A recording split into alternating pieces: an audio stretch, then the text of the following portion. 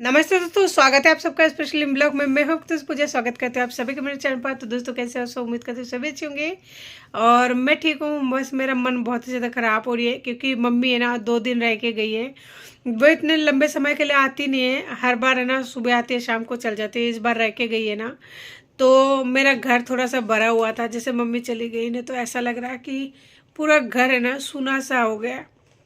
इतनी बड़ी हो गई हूँ, खुद बूढ़ी हो गई हूँ। जहाँ मेरे 2 बच्चे हैं, 3 बच्ची थी, जहाँ मेरे एक बच्ची ने तो दम तोड़ दिया। वो मुझे पता है उसने कैसे तोड़ा है, लेकिन 2 बच्चों की माँ हूँ, बूढ़ी हो गई हूँ, फिर भी मम्मी चली गई है ना, ऐसा लग रहा है मेरा घर है ना सूना सा हो गया है। मम्मी की बहुत ज़्यादा याद आ रही है, बहुत ज़्यादा याद आ रही है। ऐसा लग रहा है कि है ना उन्हीं के पास चल जाऊँ सब कुछ छोड़ छाड़ के। वैसे छोड़ने के लिए है क्या, कुछ भी नहीं है, लेकिन है ना माँ के पास चाहे वो जैसे भी हो, एक अलग ही फीलिंग आती है, अलग ही सेफ्टी महसूस होती है, अलग ही प्यार होता है। शायद इंसान को तब समझ में नहीं आता जब वो अनमैरिड हो, तब शायद कम समझ में आता है। लेकिन मुझे ना अब पता लग रहा है कि माँ माँ होती है, क्योंकि अब मैं खुद माँ बन गई हूँ और मुझे एहसास है बच्चों के लिए किस तरह जगनी पड़ती है, किस तरह उनके साथ काम करना पड़ता है, किस तरह रात रात को है ना मैं जगती रहती हूँ, लेकिन अपने बच्चे को कहती हूँ सो जाओ।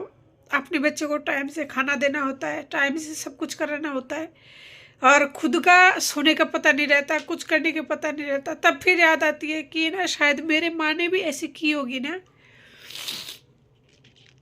पहले तो नहीं महसूस कर पाती थी, लेकिन अब इस टाइम, प्रेजेंट टाइम में, जब मुझे छोड़ दिया है उसके बाप ने, मैं अकेली हो गई हूँ ना, तब से मेरी माँ मेरे लिए बहुत ज़्यादा मेहनत कर रही है, बहुत सारी कुर्बानियाँ दिया है। अगर मेरी माँ ने बहुत सारी कुर्बानियाँ दी है ना, भगवान अगर इस दुनिया में है,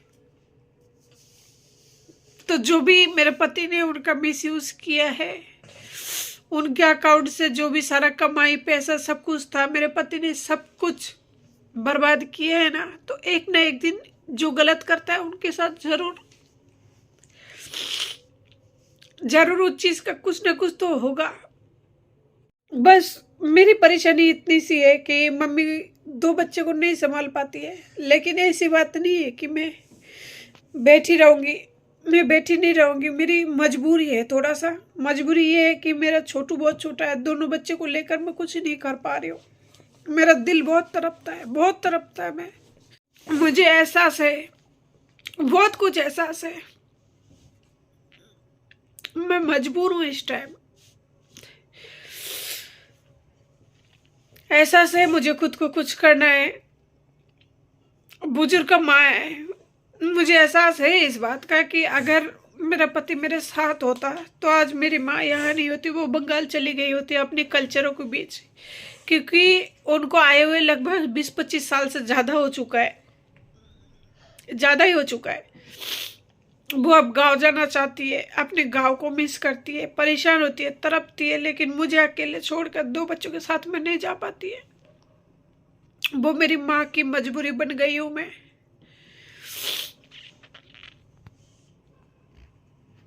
लेकिन किसको क्या फर्क पड़ता है? कोई फर्क नहीं पड़ता इस दुनिया में, किसी को किसी के लिए कोई फर्क नहीं पड़ता। जहाँ मेरे पति से मैं पैसा मांगती हूँ, वो बंदा मुझे इतना धुतकारता है, इतना गाली गलौज करता है, इतना जलील करता है, उसके बावजूद भी मैं उनसे फ़ोन करके पैसा मांगती हूँ कि अजी थोड़ा सा मेरे हाथ में कैश मत दो, मुझे पैसा नहीं चाहिए, आप ट्यूशन का फीस दे दो, बच्चे का स्कूल का पढ़ाई का फीस दे दो। को फर्क नहीं पड़ता उस बंदे को। खुशकिस्मत होते हैं वो लोग जिनके जो पति होते हैं ना, वो बच्चों से मिलने के लिए तड़पते हैं। औरतें तलाक के लिए केस करती है, लेकिन उसके बाप ऐसे होते हैं कि बच्चों के लिए गृहस्थी बसाना चाहते हैं। खुशकिस्मत होती है वो औरतें। बहुत सारे आदमी मैंने देखा है जहां अपनी बच्चों के लिए बहुत कुछ कुर्बान कर देते हैं, लेकिन मेरे पति को तो बच्चों के ही याद नहीं आता है। लोगों से पता है क्या कहते थे जब मेरे साथ रहते थे? कहते थे बच्चे पैदा करने के लिए किसने बोला था इसको? क्यों करती है बच्चे पैदा जब संभाला नहीं जाता है? तो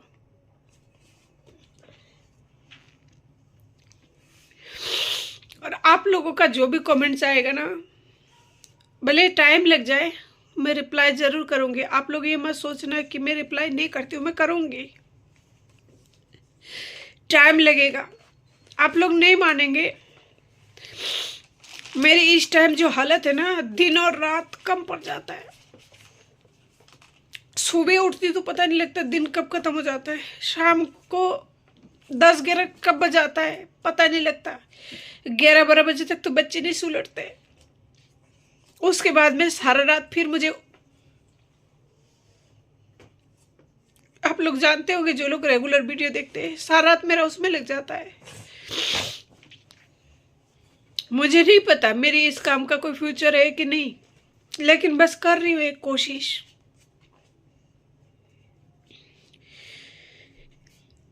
किसी ने मुझसे ये कहा था, मुझे ये नहीं पता मेल है कि फीमेल है, लेकिन मुझे ऐसा लगता है कि वो फीमेल है, क्योंकि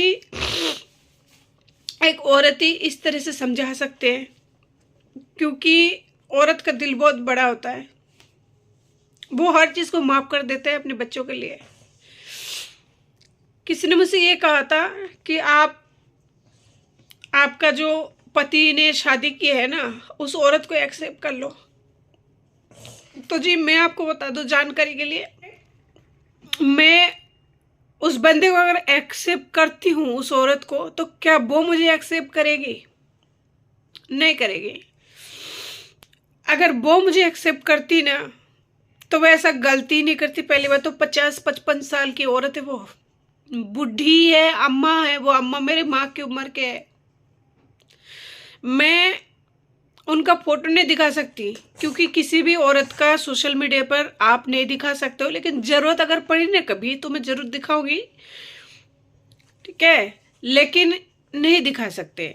हर औरत का इज्जत होती है, चाहे वो मेरी शत्रु क्यों ना हो, ठीक है? वो है तो एक औरत ही ना, उसका क्या गलती है? वो तो विधवा थी, उसको तो जरूरत था। लेकिन जो देखने वाला था, मेरा आदमी जिसका बाल बच्चे थे, परिवार थे, उसने नहीं देखा, तो फिर उस औरत का क्या गलती है?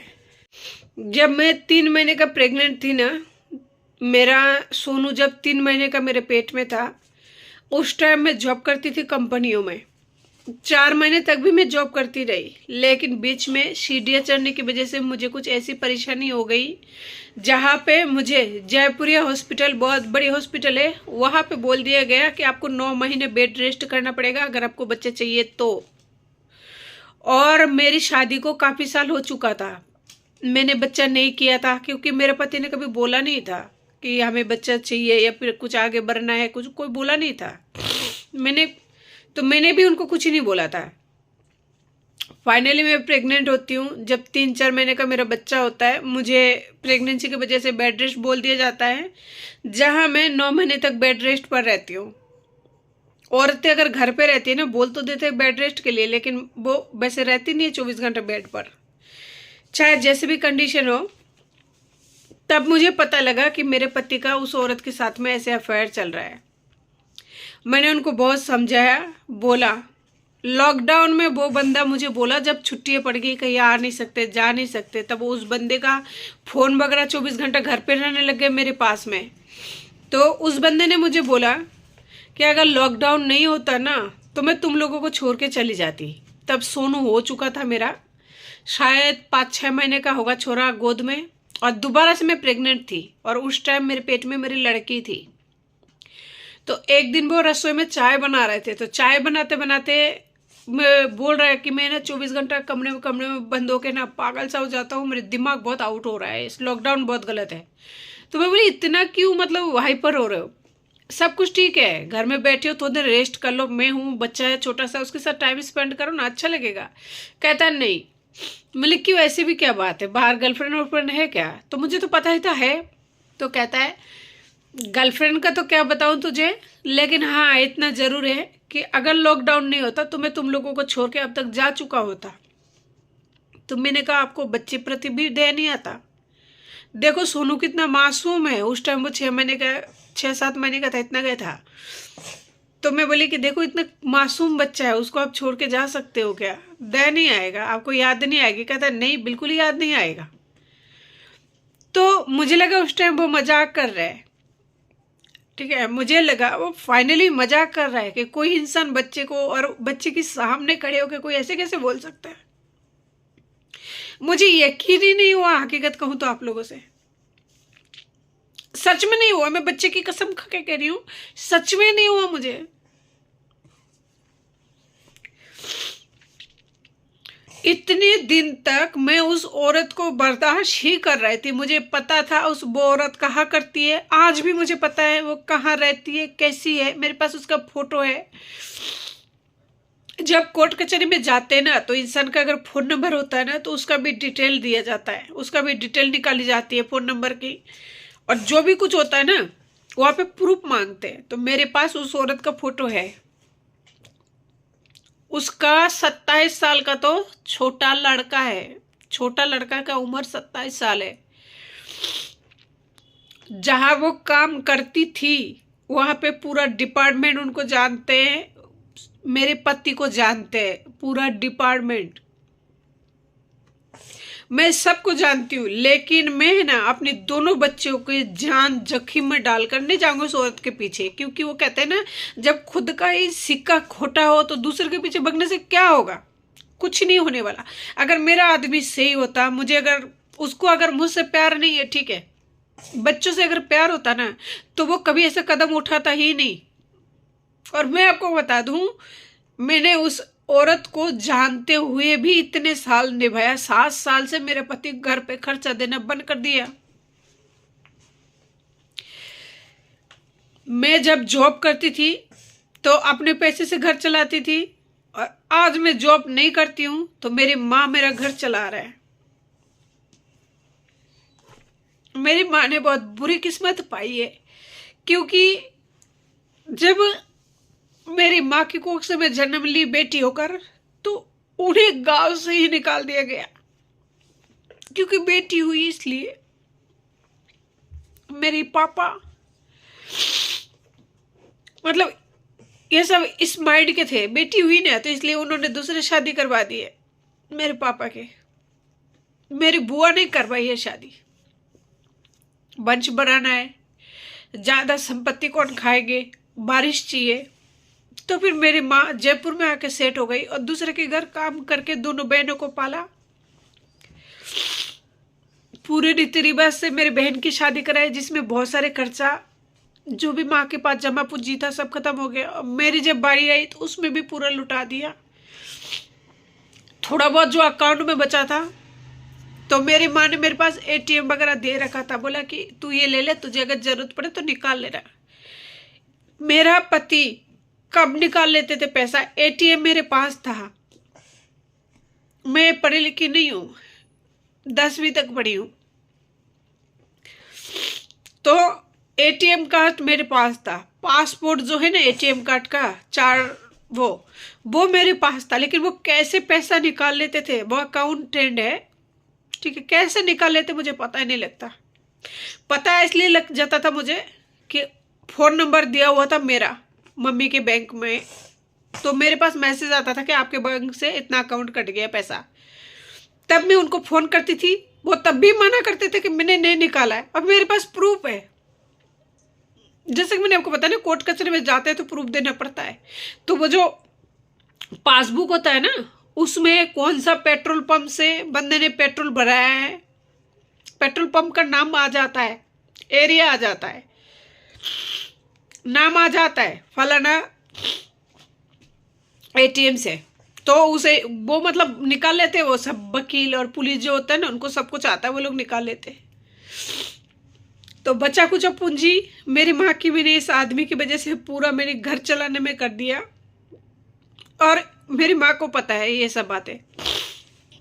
मेरी माँ को पता है मैंने घर चलाने के लिए किया है, तो उन्होंने मुझे कुछ ही नहीं बोला। लेकिन जिस दिन मेरी बहन को पता लगेगा कि मेरी माँ की जो जमा पूंजी है वो इस आदमी ने बर्बाद कर दिया, तो क्या वो माफ़ करेगी मेरी माँ को?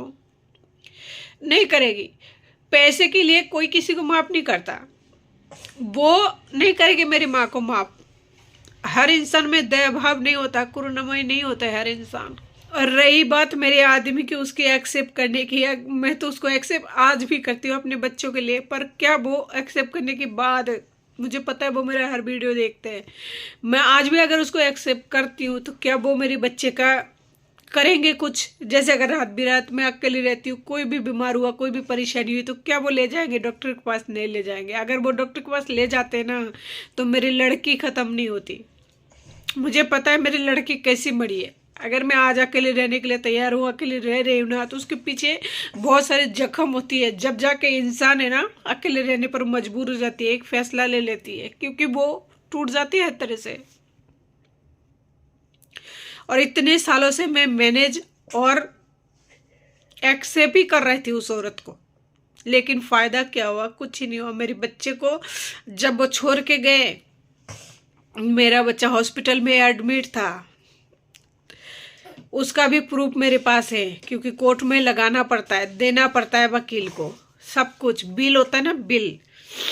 बच्चा मेरा एडमिट था, दूरबीन से जांच हो रहा था, इस बंदे को फ़ोन किया, मैसेज किया, वो नहीं आया था, तो उसका जो बिल होता है ना हॉस्पिटल का, तो वो बिल देना पड़ता है। जब आप केस करते हैं ना मेंटेनेंस की केस वगैरह, तो उसमें लगाना पड़ता है, चाहे डोमेस्टिक वायलेंस का हो या कुछ भी 498 का हो, उसमें देना पड़ता है। तो उसमें लगाना पड़ता है कि हाँ बच्चा बीमार था, ये उसका वो है, पर्चा है, सारा प्रूफ होती है ना। तब भी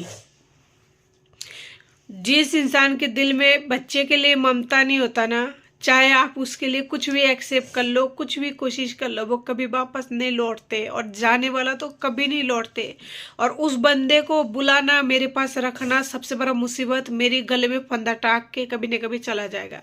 क्या फ़र्क पड़ता है उसको? कोई फ़र्क नहीं पड़ता। आज मैं अकेली रहती हूँ, रात बिरात मेरी फ़ोन एनी टाइम चालू रहती है, वो कभी फ़ोन तक नहीं करता। शाम को 7 बजे के बाद में वो बंदा, यानी 5:30 बजे कंपनी से छूट जाता है, उसके बाद में वो मेरी कॉल तब नहीं रिसीव करता। उसने अपना नंबर तक चेंज कर दिया, मैं फ़ोन करती हूँ इसलिए, जबकि उसको पता है कोर्ट कचहरी में केस चल रहा है, कोर्ट कचहरी में घसीटना है। उसके बावजूद भी वो बंदा नंबर चेंज कर दिया, सब कुछ बदल लिया, जगह बदल लिया। तो मेरी अकेले का एक्सेप्ट करने से कुछ नहीं होता, और एक्सेप्ट करने से मुझे कोई फ़ायदा नज़र नहीं आता। और आपने कहा था कि आपके पति ऊपर वाले फ्लैट में रहेंगे, तो आपकी जानकारी के लिए मैं बता दूं कि बहना, वो मेरा खुद का पर्सनल फ्लैट नहीं था, और ना ही मेरा पर्सनल फ्लैट है, ठीक है। ये जहाँ मैं रह रही हूँ ये भी मेरा ब्लैंक फाइल है। मैं आप लोगों से बता दूं ब्लैंक फाइल है, क्योंकि एक फैमिली को सच बोलना जरूरी होता है। तो ये ब्लैंक फाइल है जिसमें मैं रह रही हूँ, इसका भी कोई भरोसा नहीं है कि कब तक है मेरे पास में, कोई भरोसा नहीं है। और आप जो बोले ना कि ऊपर वाला फ्लैट में आपका पति रह जाएगा, तो वो मेरा मकान नहीं है ना, वो मेरा फ्लैट है ना था। मेरे कोई मकान उकान नहीं है। मेरी माँ रहती है 800 रुपये किराए में, 1000 रुपये किराए में, जिसमें क्या बताऊँ कि कितने इंच का ये बेड का है ना, 3 हिस्सा कर लीजिए इस बेड का, बस यहाँ से लेकर यहाँ तक मान लीजिए। इतना छोटा सा रूम में मेरी माँ रहती है, इसलिए तो मैं कभी माँ के पास नहीं जाती हूँ, क्योंकि अगर मैं 3 जने जाऊंगी ना, मेरे 2 बच्चे और मैं, तो उनके पास बैठने तक का जगह नहीं है, इतना छोटा रूम है। तो हम गरीब आदमी हैं, नहीं है पैसे। और रही बात ऊपर वाले मकान का, वो नहीं है बहना मेरा, वो नहीं है, ठीक है। और ये भी मकान ब्लैंक फाइल है। अगर इसका पैसा जमा करा दिया तो रजिस्टर हो जाएगा, अगर नहीं जमा करा दी तो गवर्नमेंट कब्जा कर लेगा, और गवर्नमेंट किसी का नहीं होता। जब उनको वसूली करना होता है तो वो पूरा लॉक लगा देता है, सील लगा देता है, ठीक है। मेरा खुद का मकान नहीं है, और अभी मैं फ़िलहाल काम उम कुछ नहीं कर रही हूँ। मेरा घर का जो भी है मेरे माँ हैंडल कर रही है। तो जाने वाला वापस नहीं आता है, तो मैं उनका उम्मीद भी नहीं करती हूँ। बस ये है मैं मेंटेनेंस के लिए थोड़ा सा कोशिश कर रही हूँ, उसको तो देना पड़ेगा। अगर मैं अपनी जगह पे सही हूँ तो, अगर मैं गलत हूँ, मेरा कुछ और मामला होगा तो फिर नहीं मिलेगा, ठीक है। लेकिन कोर्ट कचहरी में टाइम लगता है, टाइम लगेगा, सब कुछ होगा। तो मैं सोचा एक बार क्यों ना आपको बता दूं। और आपका ही नहीं, कई लोगों का कमेंट्स आया था कि ना आप उन्हें एक्सेप्ट कर लीजिए, आपकी जो पति का जो वाइफ है उन्हें एक्सेप्ट कर लीजिए और ऊपर वाले फ्लैट में रखवा दीजिए। तो बहना, मेरा खुद का कुछ भी नहीं है, अगर मेरा खुद का कुछ होता तो मैं बेच बाच के अपनी माँ को लेके गांव चली जाती। ना तो यहाँ पे मेरा कोई है, क्योंकि एक माँ है, बूढ़ी माँ। आप लोगों ने देखा, पहले तो मैं उनको वीडियो में नहीं लाती थी, लेकिन अब 2-3 बार लाई हूँ। एक बूढ़ी माँ है और मेरी 2 ये जीव नन्हा सा है, छोटा सा बच्चा है, 2, और कोई नहीं है। और गांव में मेरा कौन है? गांव में भी मेरा कोई नहीं है, क्योंकि बगैर पैसा का ना तो बहन साथ देती है, और एक ही बहन है, ना बहन साथ देती है ना कोई और साथ देता है। और जब पति छोड़ देता है ना, तो कोई रिश्तेदार है ना मुंह तक नहीं लगाना पसंद करता है। सब ये बोलते हैं कि है ना कौन है, ये जानते नहीं है। तो जिस पर बीतती है उसको पता होता है कि एक पति छोड़ा हुआ पत्नी का क्या इज्जत होती है, क्या कुछ होता है। और मेरे हालत है ना आज भी ऐसा है कि कभी कभी ऐसा दिन जाता है, बस बच्चों के सामने नहीं, लेकिन 24-24 घंटे तक रोती हूँ, अंदर ही अंदर, अंदर ही अंदर, अंदर ही अंदर, बहुत ज़्यादा चलता रहता है। वो बोलते हैं ना कोयला की तरह जलता रहती है। बहुत सीने में ना बहुत ज़्यादा दर्द है, बहुत ज़्यादा दर्द और तकलीफ है। बस बच्चों की वजह से जिंदा हूँ। बस भगवान मेरा इसी हिम्मत को बनाए रखे। और दुनिया इतने ज़्यादा विश्वासघात, इतना जालिम है ना, जहाँ दूसरे का तो क्या बात करें, जहाँ अपने इस तरह के गद्दार निकल जाते हैं ना, दुनिया से भरोसा उड़ जाता है। उस औरत का मैंने पैर तक पकड़ा, मैंने उनको बोला मेरे पति को छोड़ दो। बहुत गिरगिराई, बहुत कुछ करी, क्योंकि मेरा एक बच्चा गोद में था और एक पेट में था, लेकिन वो मुझ पर दया नहीं करी। आखिरकार उसने वही किया जो उसे अच्छा लगा, और मेरा पति को जो अच्छा लगा वो उसने किया। और मैं दोनों बच्चों के साथ पहले भी अकेले थी, आज भी अकेली हूँ। तो आज की वीडियो को इसी के साथ एंड करती हूँ। उम्मीद करती हूँ आप लोगों के जो भी सवाल था, बहुत सारे कमेंट्स का, वो मिल गई होगी जवाब। और अगर जवाब मिल गई होगी, अच्छी लगी होगी ना, तो हो सके तो मुझे सपोर्ट कीजिए, प्लीज़ लाइक कीजिए, शेयर कीजिए, चैनल को सब्सक्राइब कीजिए। तब तक के लिए नमस्ते, जय हिंद।